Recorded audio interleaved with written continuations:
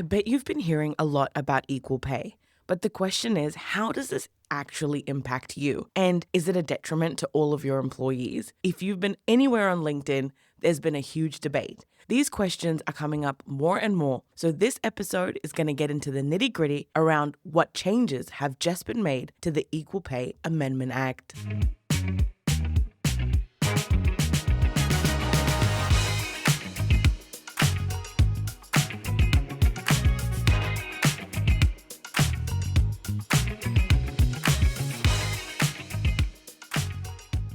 Hi everyone, welcome back to Lenz. My name is Sanam and thank you so much for tuning in to the Employment Law Done Right podcast.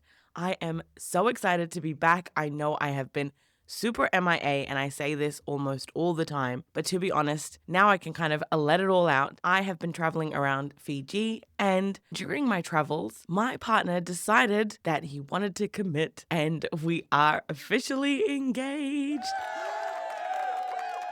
That means I finally trapped one and we are going to be getting married. And a part of all of that has been over the last couple of months planning for the wedding. Yes, we did it a bit backwards. We've been together for a very long time. So we started planning for the wedding before the engagement because we knew that we were going to go to Fiji. So that is my story. I so apologize for being so absent and I appreciate so much everyone out there. I could see the community growing and people reaching out and asking where I've been. I forget that people actually are tuning in and I'm not just speaking into an empty void at times. So thank you so much, everyone. I felt very humbled and very appreciative of you reaching out and just your love and support. So thank you so much. I am back to it now. Hopefully it's going to be a bit of a slow grind, a slow release, fortnightly episodes, back to weekly episodes, because I'm trying to get back into the swing of things. And I really want to get these episodes out because I know how much it helps everyone out there. Now, before we get into it, I just wanted to say, if you're liking these episodes, then please make sure that you follow the Employment Law Done Right podcast and make sure that you connect with me on LinkedIn. Now, you might be wondering, what's up with the really raspy voice? Are you feeling sick? Are you trying to do something sultry? Sanam, what's going on? Well, I am up at the crack of dawn and with that comes this raspy voice. So bear with me. I wanted to get into equal pay. I thought it's a good way for us to start off the conversation. And it's because while I was in Fiji, I saw everything on LinkedIn talking about the equal pay and I was thinking, what is going on? And then when I looked on LinkedIn and read a bit deeper, I was thinking, ooh, this is not good. That the Equal Pay Amendment Act has been fully overhauled. And basically what that means is that all of the work that the Labour government had done before has been turned on its head with the coalition government. You know me, I sit here and I give you both sides of things. It will be very easy for me to sit here and say the Equal Pay Amendment Act has done X, Y, and Z, and this is really bad what's happening now. But I love for you to make that decision. And a lot of people are sitting on the fence with this one, and a lot of people are on the other side of the fence. So let's talk about exactly what's happened, and let me set the scene for you. Like I said, the act has been overhauled, and the whole purpose behind the act was to basically make it easier to bring a pay equity claim for industries where women might have dominated. For example, social work, teaching, healthcare. It provided an avenue for a woman to say, look, this is not okay. I want to get pay parity. I want to have equal pay. Because of that, the Labour government worked quite hard. They put forward this legislation and it got passed through. Now, just recently this month, in the month of May, we had basically the coalition government fast track through Parliament with little consultation, unfortunately, around really revamping and overhauling this Equal Pay Act. And what that meant is in one swoop, 33 live pay equity claims were gone. They just automatically disappeared because of the new laws that have come in. And it has caused outrage across unions, social service sectors. But like I said, is there another side to this? And I thought, why not take this time, short episode, we can talk about what's been going on, what's the other side of it, and what you need to actually know, because there's so much noise out there. Let's cut through it. What's changed and why it matters is that the old law used to make it quite easy to bring a pay equity claim in industries where women were dominating the workforce. So like I said before, it was like healthcare, teaching, things like that. And then there were a lot of changes, such as requiring a claim to have merit, all the way through to introducing hierarchical comparators. More interestingly, though, the new law has tightened the definition of female dominated. What the new law is saying is that if you're in a female dominated industry, that means that it has to be 70% plus women. So the measure for predominantly female, the definition has actually shifted from 60% of workers to 70% of workers, which means fewer cases will qualify. Now they've narrowed the definition, remember, from 60% to 70%, which means that all of those 68%, 65%, all of those different numbers, they are not going to be captured. And that's what a lot of those claims were, those 33 claims. That means a person can only bring a claim in roles and situations where they are above that 70% threshold. And because it has to be like that for 10 consecutive years within the industry. What has happened now is that those 33 live claims didn't meet these particular standards and requirements. So many claims like those now will be invalid, and it will probably be much, much harder to actually bring a claim. Right now it's sounding really, really grim, really bad. And I like a balanced take. And with the coalition government's perspective, this is where we really look at the balance. So this is what they're saying. They're saying that the claim system was too broad to capture everyone, every industry with no percentage and just call it female dominated could potentially open the whole system up to abuse. And then concerns about backstop payments from the government acting as more of an incentive for employers to underpay was a huge concern as well. The fact that they would rely on that rather than actually just paying accordingly.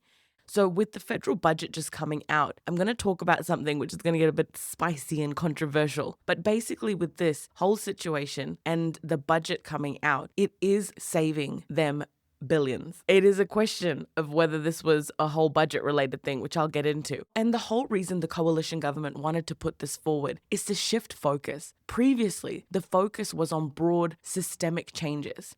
And they want to shift this onto targeted outcomes for women. There is a bit of justification there. They're saying that it's too broad, it causes abuse of power. But this one is an interesting one because it has removed the rights from 33 applicants. And while the coalition government has their reasons to make sure that we're specifically trying to get to those targets and those outcomes for those women, it's a very interesting line to take. And with the Labour government and the opposition view, Labour, the unions say it's a direct attack on women's rights. You are effectively extinguishing active claims without consultation, and this is where we're getting into legal overreach.